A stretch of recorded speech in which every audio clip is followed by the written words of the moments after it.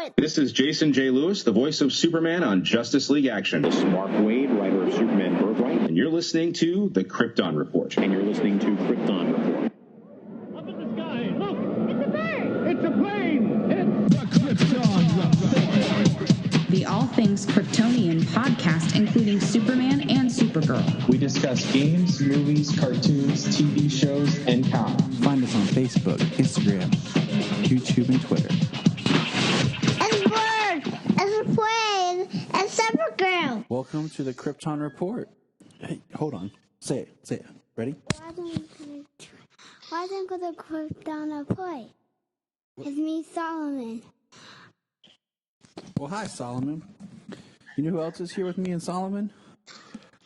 In the background of the cave, in the quiet stillness of the night, you can hear Bryan Peters. Hi, Bryan. Hey, Solomon. Hey, Tyler. Hey, James. Yes, and James, I am here. And James, the quarantine man with the Bane jacket, who is going to tell us all that living in the mask is a good thing. My back. And I will break you. how's it going, boys?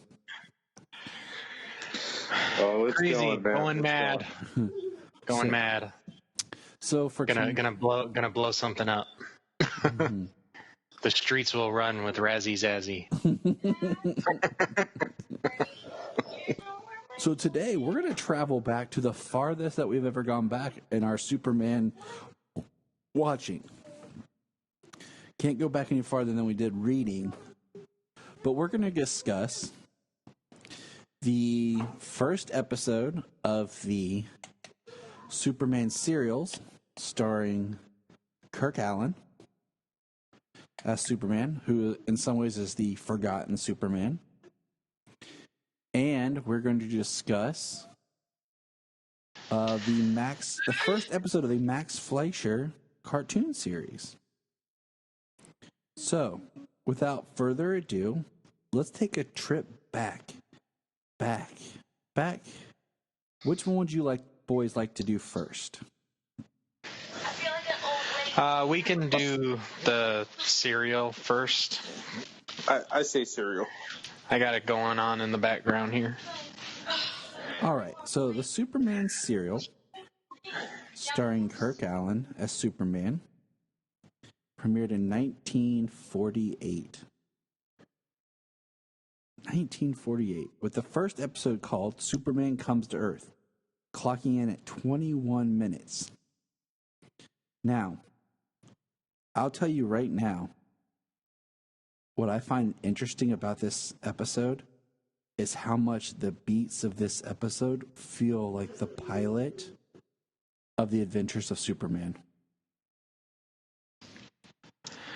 Yeah, they definitely took a lot of elements in Adventures of Superman from this. Absolutely. I mean, we got Eben and Sarah again. We have they save the baby and the rocket explodes. So there's no traces. We have a long opening scene on Krypton with a voiceover in the solar system. We get what's sad is this episode it's interesting, but the guys on Krypton here, they look like they're wearing drapes for cloaks. Yes, literally just grabbed them. I was just gonna say that. It's like I just pulled them down. It's like they stole the drapes from my grandma's house and just threw them on. From your great-grandma's house. And they're all angry. Let's not forget, they're all God angry. rest their soul. Jarrell, what are you doing? The planet is fine. Oh, we get some interesting names they're upset. They're upset because they don't have any backs to their chairs. They're just sitting on benches, and you got one guy in the triangle chair.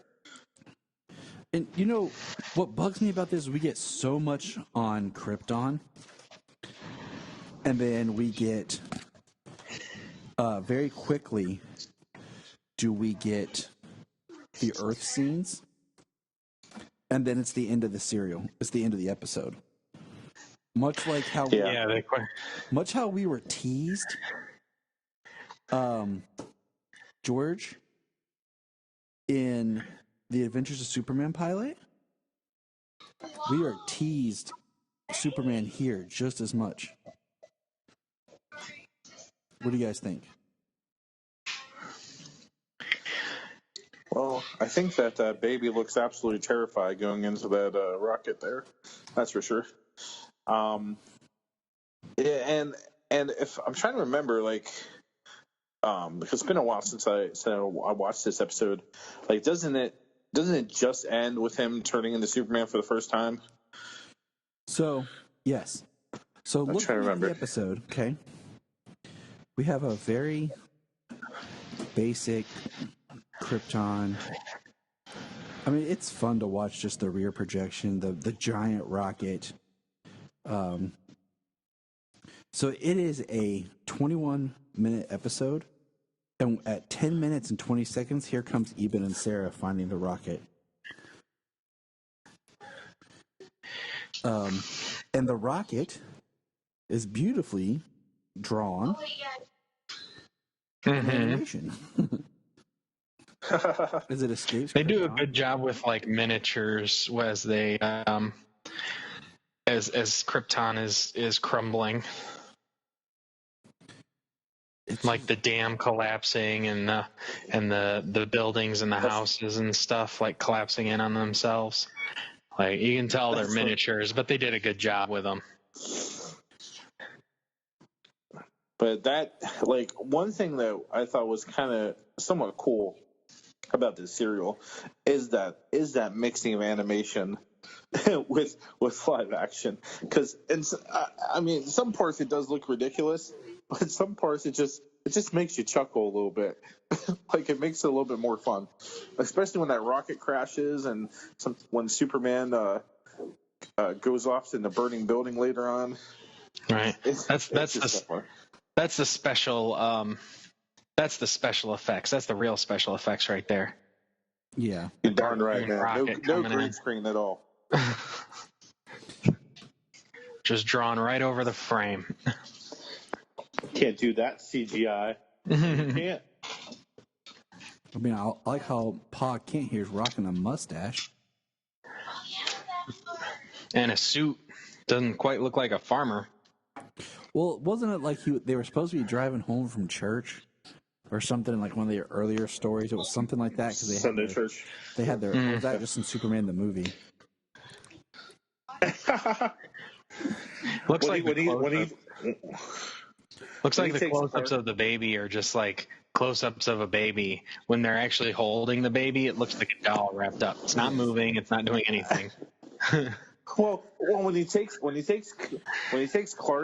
out of the ship, like that baby's stiff as a board. I mean, yeah. Like he's. And so it is. So is it when he hands it over to Sarah. Well, here's my favorite. Yeah. Okay, You must be. is when we find the baby. Okay, and then we get this little montage of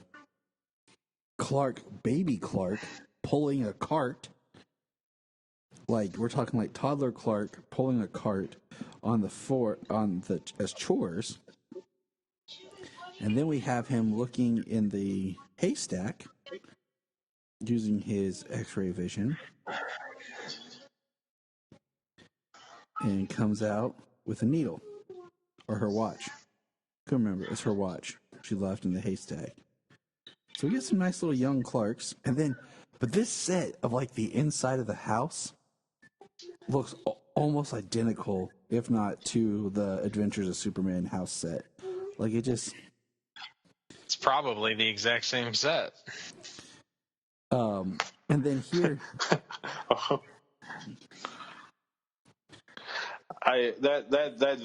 that little clip. I don't know. I think James is watching in the background, and he's where I am. I'm seeing him look through the haystack right now. But that little image of that kid pulling that cart, man, hilarious. And him diving in the hay bale, fantastic. I like that there's 3 different versions of Clark. And then we have the classic tornado, which is beautifully drawn by animation here. That's showing up. Good old Pa's getting his car as Clark boy is running. But it's funny, we have baby, then like toddler, then boy, now I have like teenager, and we're at 14 minutes. You get five versions in one episode. Wow. I didn't even think about that. It's just like boom, boom, boom, boom. Oh no, Paul. Power line's down. But it's an interesting introduction. And then we have the power line scene. And then it's like a hard cut almost into him being a man.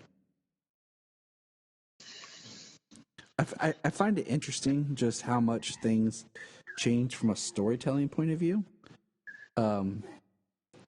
Because there's no reason given why Clark would wear glasses.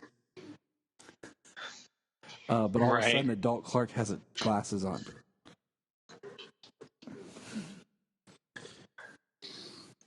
So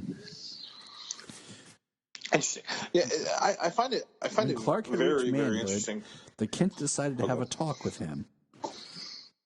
I love the overarching narrator to this. So we're at 15 minutes, and we first got our first look at Kirk Allen.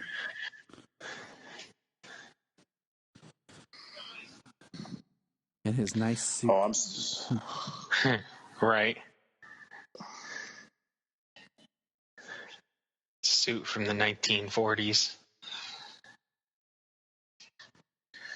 They're having to talk with him about, you're different from other people. You came from another planet. You're a man now, and I'm sure you've noticed these things, these changes. Right. You've been pulling hay carts since you were 2 years old. We've had you working as a workhorse on this farm. That's why we're so profitable, because we didn't have to pay for help and labor. Right. You've done the work of 20 men. I must use my powers wisely in justice. The world needs this, man. You must leave this farm. Well, they instilled something in him over the years. When I leave, I'll get a job that'll keep me close to the world events. That way, when anything happens, I'll know about it. Here's a uniform I made for and maybe I'll start smoking a pipe like you, Paul. The interesting thing, though, the narrator, and shortly after, both Kent parents passed away. That's what I was getting to. I mean, it was just like, boom, right here, hard cut. Shortly after this, Clark's foster parents passed away. Both of them? Yeah. Remembering their last wishes. It's like the Notebook. They fell asleep in each other's arms. Maybe. I mean, I remember I was watching this and I was just like, holy cow. Like, they gave him the speech, and I mean, how shortly after this he's wearing the same outfit? We're going to go take a nap, Clark, and then never wake up. Now, we do get our first intro to Miss Lois Lane, played by Noelle Neal, who would later go on to replace Phyllis Coates on the George Reeves series. So, it's our first live-action Lois Lane. And I like her as Lois. There's only ever been one bad Lois Lane, fellas. Yeah. She was just too young, dude. She was like 20 years old when she was doing that. She was too young, did not look the part, inexperienced, and just sucked. Clark hears a whistle and looks down at the tracks. The track is bent. Like Lois, though, Jimmy's like, I'm going to go take a picture of, she can wait. She knew exactly what he was going to do. Oh, yeah. I just love the people running. Trains coming. Stop thinking with your head and do this. I think Noelle is one of the best Loises, in my opinion. I really do. I agree. All right, we're at 19 minutes, boys. Here comes the train, barely. I mean, they got to end on suspension, right? The guy's running down the tracks, trying to wave it down. He's not going to make it, says Clark. The rail's broken. Train whistling. Clark looks up. This looks like a job for Superman. That was some right. That was some serious. That was something serious to bend a train rail like that. Then he runs behind a bush, comes running out, leaps over the rails, starts to push it back, and cut. Can even Superman save the day? What will happen when Clark Kent arrives in Metropolis? And I'm just like, man, like I understand the nature of the serials, but much like the first episode of the George Reeves Adventures of Superman, you really didn't give me anything.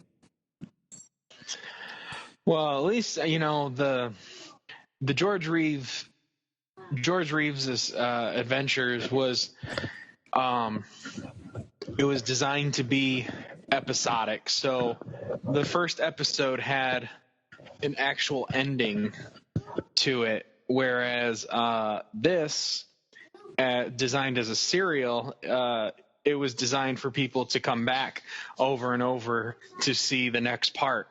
So it was kind of like a long movie type thing. They leave you on a cliffhanger, so you want to come back and see the next chapter of the story. But wouldn't they play this like in the local Nickelodeon in the 40s? Like people would be going to see like a major picture, and then this would play before it, and then that would keep people going to the theater to see movies every week. Like, right, you'd see this, you'd see a newsreel, you'd see stuff like that. Yeah, that's precisely why it always left on a cliffhanger. Absolutely. You'd get shorts from like the Three Stooges. Heck yeah, man. But I mean, like it was a thing when you'd get a whole bunch of stuff. You'd get a newsreel, you'd get Three Stooges shorts, you'd get Superman cereal, and you'd get a movie or something. And that's why the movie theater is the best way to watch things. Do you know how old Kirk Allen was when he made his debut as Superman? I do not. Take a guess. 65. Take a real guess. 42. 35. He's 37. 37, wow. Same age that George Reeves was as well.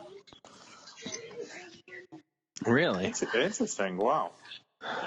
Do you boys know how old Chris was when he debuted as Superman? It's like 24. Yeah. 27. He was like 24. I was going to say, I'm pretty sure at least when he started filming, he was 24. And because it was about the same for Brandon Routh, too. He was right around the same age as well. Henry Cavill was a couple of years older, like 27. Mm-hmm. Oh, that's, yeah. Okay, that's the one I messed up. How old was Dean? Dean was in his late 20s, wasn't he? Or was Dean in early 30s? 24 when he was cast in Superman the movie. So that was Christopher Reeve. So just interesting to think about, like, because we always think of the idea that Superman appearing like his 30s,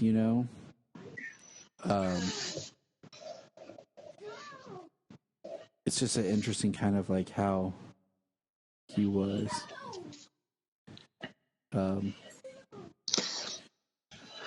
But yeah, I don't know. I've always kind of liked Superman starting when he's about 30 years old. Same with Batman. I've always kind of liked that. Like experience the world a little bit more before you just go in there and start like saving it. Dean Cain was about let's see. He was about 26. So, interesting, huh?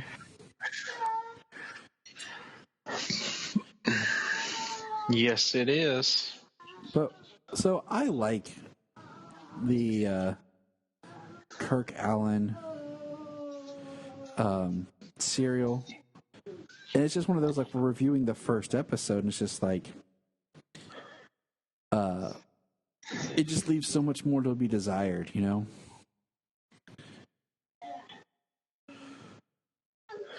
Because it's like you just teased this at the end. Yeah, I mean, you don't even see Metropolis until 3 minutes and 45 seconds in the second serial. Like things don't start cooking till like really the end of the first episode. So maybe you gotta kind of gotta review it as a whole serial, one big giant movie, I guess. And I mean, It's hard to review just one episode. yeah, it is. It's also kind of hard, I think, to break it down and do, because each set of serials, like so many serials, would do like one storyline. So we'll have to like try to finish out a whole arc. But it's just interesting to kind of go back and look at just that one snippet. Like, if that is what you first saw, would you want to continue watching?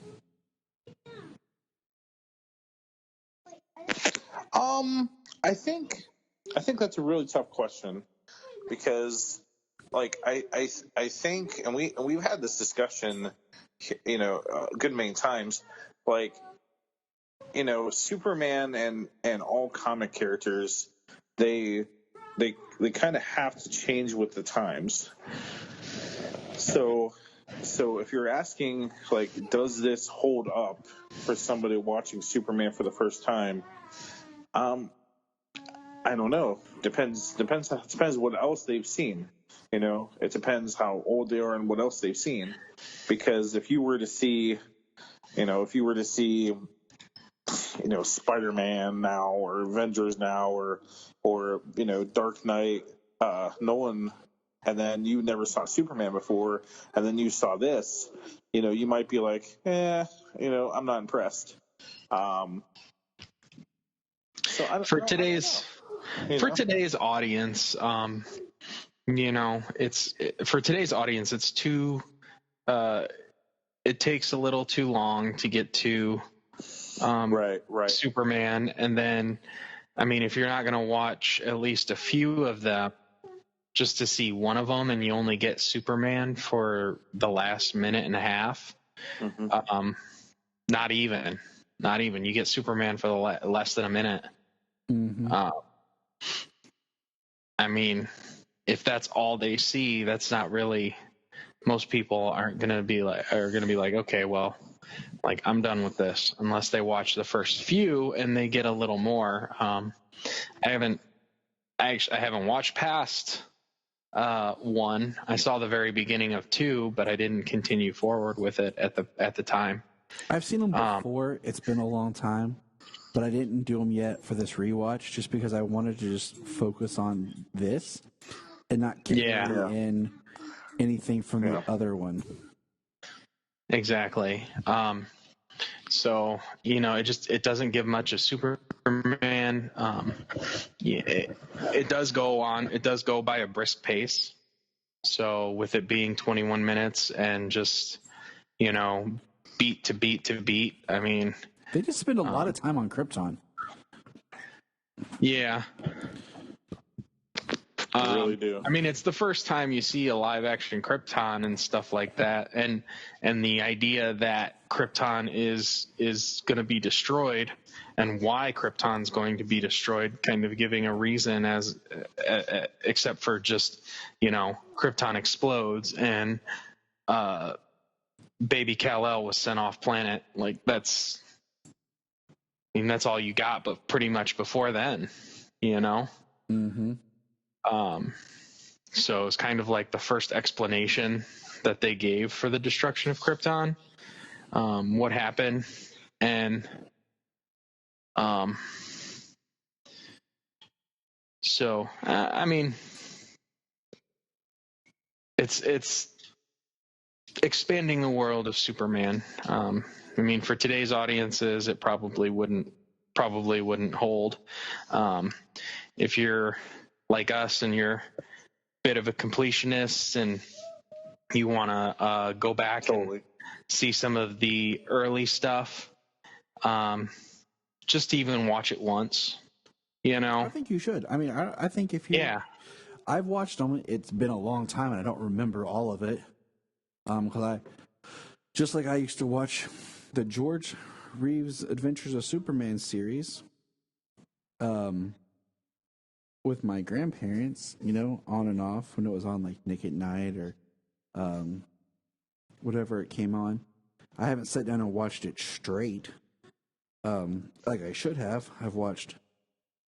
I've watched most of it, but I think if you're a fan, you need to at least, see it at least once, just to kind of like remember where you came from, type thing. Right. I think that mostly most of the serial and Adventures of Superman,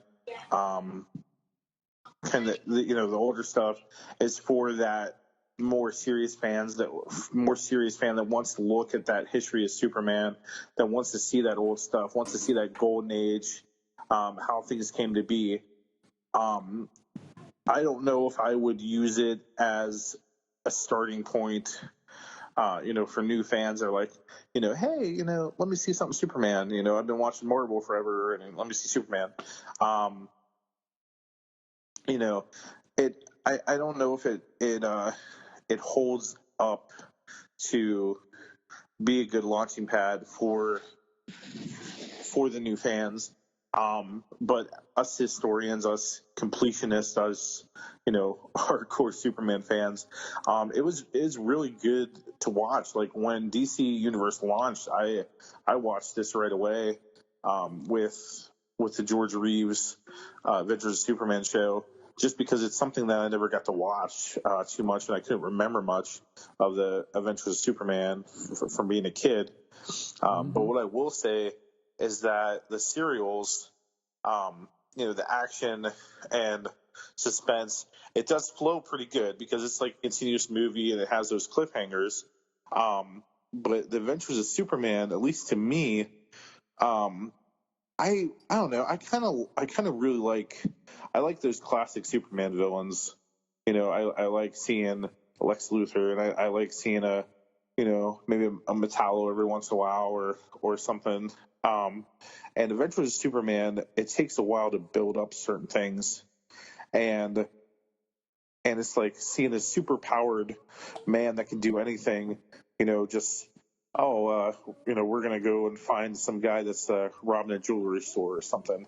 It's not that there's anything wrong with Golden Age Superman. It's just I'm on the opposite of that in a way, because I like some of the Adventures of Superman stuff about, well, what would Superman do playing a role when he could just do everything in these very normal, average, everyday situations. But we all got to look at, the powers of like what Superman. You couldn't say drop Henry Cavill Superman in like the Adventures of Superman show. Like, that would just be too much power. You know what I'm saying? Like, so it just kind of goes by the time frame of what the character is capable of. And like you said, I feel like these serials are great.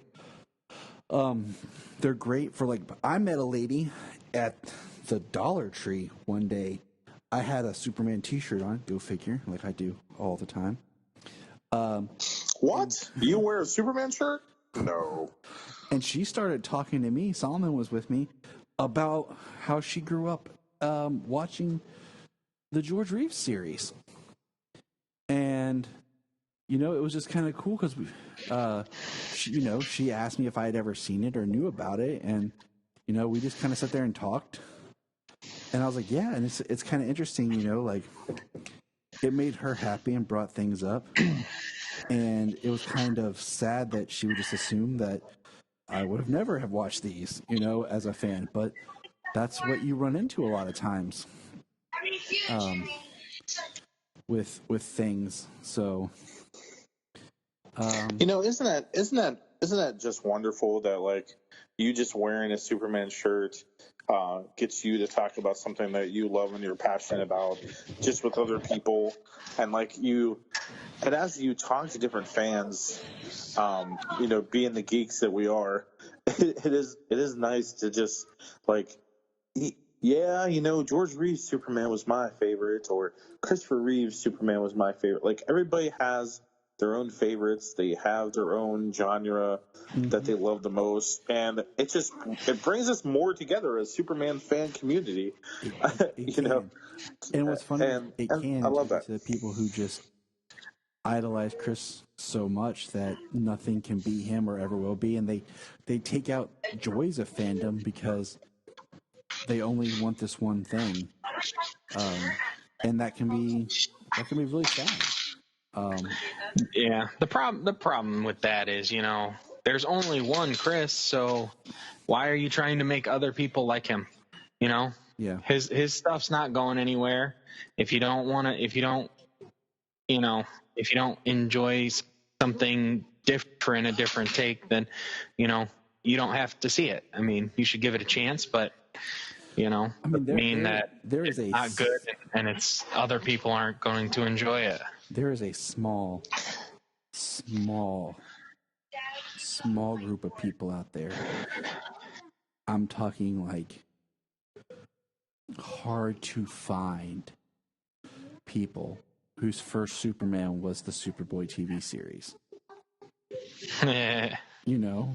Like for us, I was too young for that, really. I mean, my first Superman was the Fleischer cartoons, because quite possibly Chris Reeve, but Dean Cain. Yeah, for our generation, it's either Chris or Dean Cain, because the movies were out, but they, harder to find on home video, like we've talked about before on here.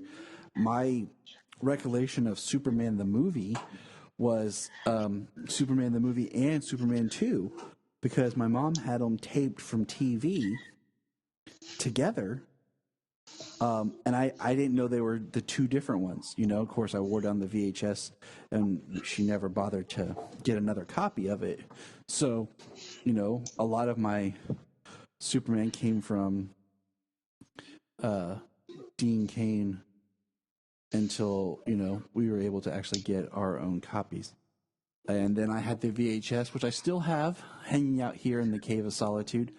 My 2 VHS copies of the Fleischer cartoons that I got for my birthday as a child. And I want to say it was around my 4th or 5th birthday, because it was the same time frame. I remember getting that for my birthday, and then my uncle and my dad watching Batman '89 on home release, because I just remember the Warner Brothers ball cap commercial, as many of us do. Yeah. Heck yeah. You can't watch a Warner Brothers movie without a Warner Brothers ball cap. So that stuck out to me more than the movie did as a child. Yeah.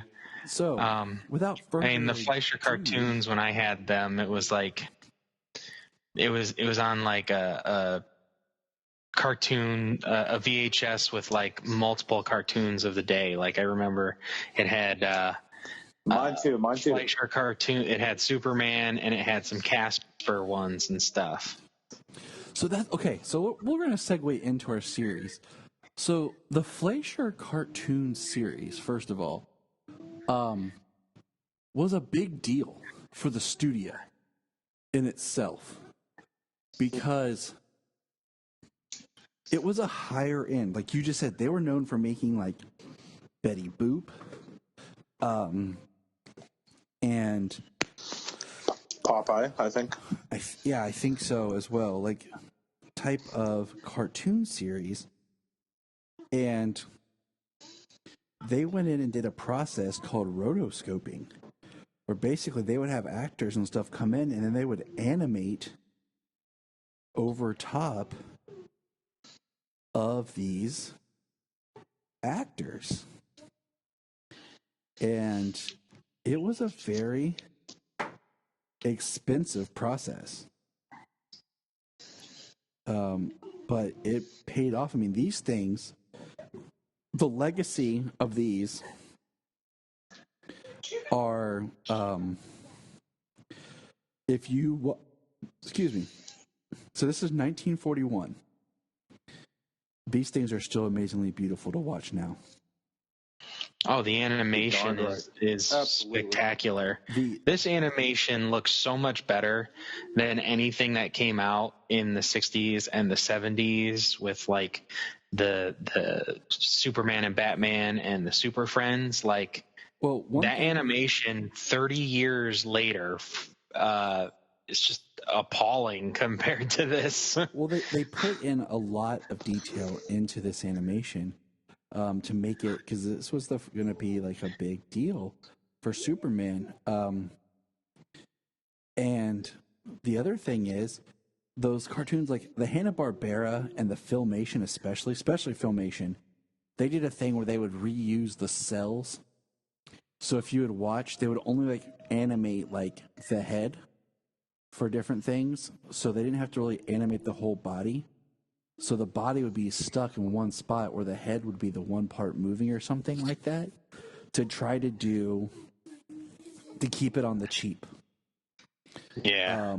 And these were expensively done. I mean, I watched it. So you were talking about an introduction to these. And if anyone's listened to my podcast recently, where I talked with Morgan Seibert, the co-owner of the Superman Museum, an operator, she talked about her introduction was these cartoons to Superman and how much they're lasting for her. So I watched this with Solomon and Selah, and they sat and they watched it with. So we just watched the Superman cartoon. What'd you think? That was awesome. Papa's mommy was little. Yeah, she was 5 when this came out. Your great-grandmother was 5 when this came out. So what'd you think of it, Selah? Good. Yeah? What'd you like about it? I like it. I like when Superman turned and defeat Dr. Evil. The evil scientist? Yeah, the evil scientist. It had clown face on. It had clown face on. Yeah? He didn't have a clown face, Selah. Yeah. You think he had a clown face? What'd you think about his creepy bird? That was funny. Yeah? And I really want to watch it again. You want to watch it again? Yeah. It was a really cool show. But Superman, like, the electronic, do you know what happened? Why they destroyed Yeah. Superman's evil scientist lab? Yeah. So, do you want to watch the next one? Yeah, and we record that too, Daddy. All right, let's watch the next one, guys. They wanted to watch the next one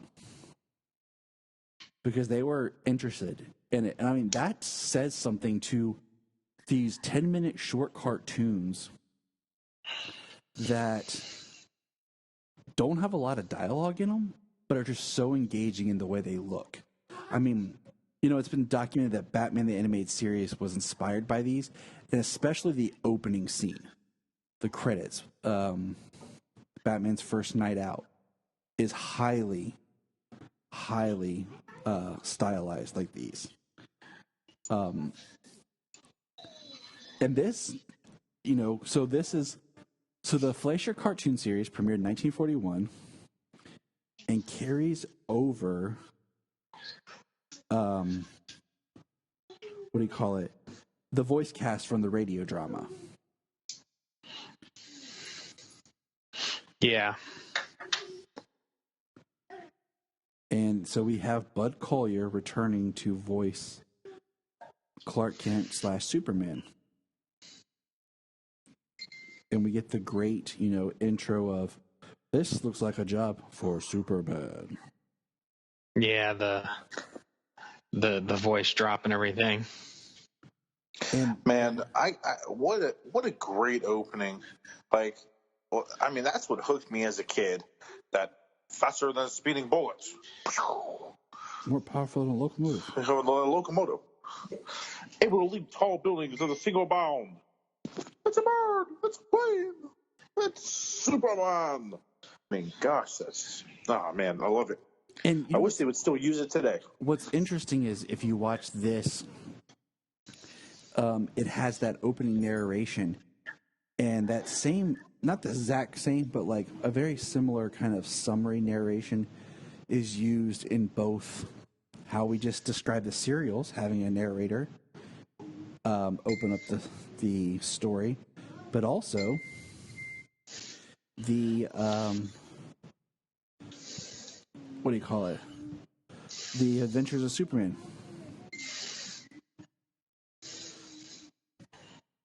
And how it kind of tells the story of who this is, what what their job is, what their mission is, and it's just kind of synergistic of how these three really represent the character.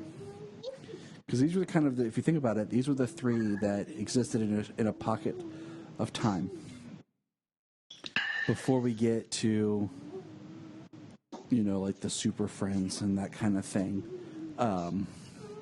when things change.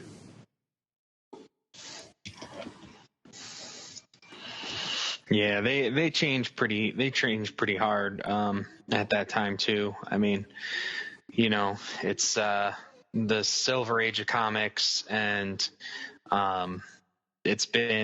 comics have been through so many things, the creation of the Comics Code Authority, and they were taken from the serious content they had in the Golden Age to just adventurous children's books for years and years.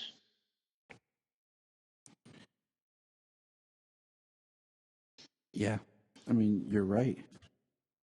So just the way that the Fleischer cartoons are done, I mean, they take Superman seriously. He was serious at the time. The character, he dealt with serious issues of the time, the mob and corruption and domestic violence and things like that, which are things I love seeing Superman tackle. It's something organic with the character and where he came from the creating point of view. But okay, so we're going to get into this first episode. But did you know that in the serials is where Superman learned to fly? Yes, it did. Or not the serials, the Fleischer cartoons. Yeah. Yes, sir. Because he basically takes off out of the window. After he says this is a job for Superman, he changes and he takes off and he flies out of the window. And when he goes for the building, he catches the building and he pushes it back up, and then he flies up to the spike coming off the top because it starts going back over the other way, and then in midair he pulls the spike and straightens the building back out. And then as the mad scientist's ray gun is blasting and blasting him, it's knocking him back, but in midair he fights back and projects himself forward in midair. This is our first look up in the sky. And first superhero cartoon. It was easier to animate him flying than it was to animate him jumping. Although when he does capture the scientist and rescue Lois, he kind of does a jump and you see a familiar sight from the comics of him in the air, like he jumped and he's coming down. So it's an image you've seen like in Action Comics #1 when he leaps from one place to another, like just the way he's positioned, one leg outstretched and the other one back, like a jump. So I will say that when this started playing and we were watching it, Solo just started singing the theme song immediately. Like he just had heard it and knew the music without actually having ever really watched the cartoon. And I just... So, what do you think? Knowing you, he probably heard it in the womb. Just in his brain. He probably did. Hey, he'll sing the music like to the Superman versus Doomsday movie because it's so distinct. He will call it out and sing. Do you guys, what do you think the budget was for one of these animated shorts? I'm gonna say, I don't know. I'm gonna say 1940s for one of them. I'm gonna say $2,000. I don't know. I was thinking maybe like $20,000. $100,000 per or I just sent it to you guys. Oh wow! Whoa! Because of the technique, the art, the rotoscoping, like holy cow! But so let's dive into the actual episode that we watched. I definitely aim too low. But the thing is, you wouldn't think that much. I mean, you adjust for like the pricing back then and everything. Like, you would never think of it being that expensive. But yeah, I knew. I was thinking it's 20 something grand is like that is a lot of money back then. But $100,000, that's like $1 million production today. $100,000, heck, that's probably like a freaking $25 million production today. And I'm gonna look up inflation. We'll get into this later on. But eventually, like before these are done, they use a secondary studio to help with these cartoons. But the first episode is called The Mad Scientist. And other than the voice over and a couple lines of dialogue, there really is not that much sound or like dialogue discussion.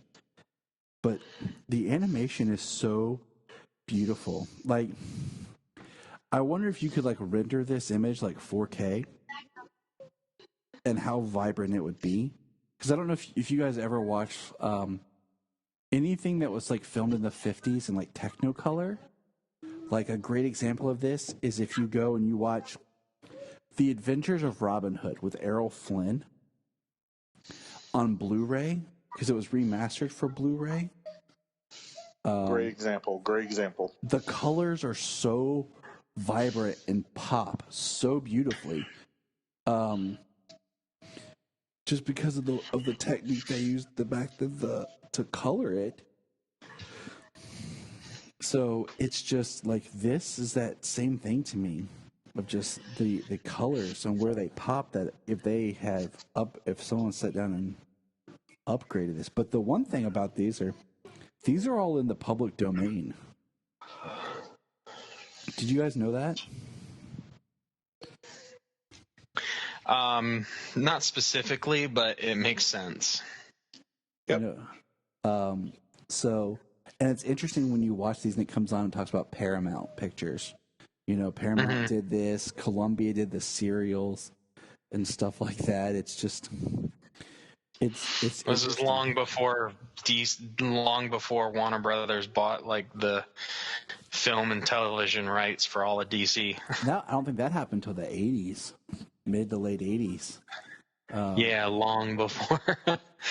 because I think they still hadn't bought everything by the 70s for Superman. I don't remember. But, or I think Warner Brothers had the film rights, but they hadn't bought the company. Now, one thing to point out in this episode is Lois's design is completely different in this first episode.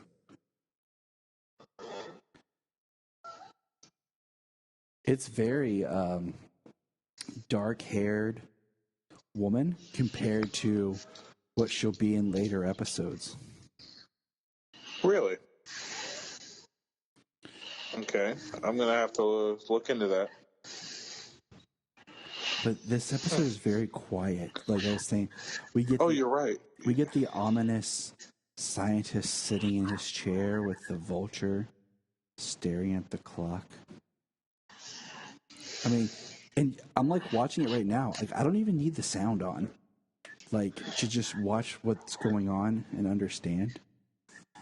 No, it's gorgeous to watch. I mean, the animation is fantastic. But more than story and dialogue, I mean, the story is pretty simple and plain, straightforward, and very little dialogue. But the music, the way the music is set to the action and the mood of the scene, like when Lois goes to the scientist's place, she's just going to report, and of course she gets herself captured and put in a hostage situation, and the music is ominous. He uses the ray to blow up a bridge and then to blow up to blast a building to cause it to collapse, and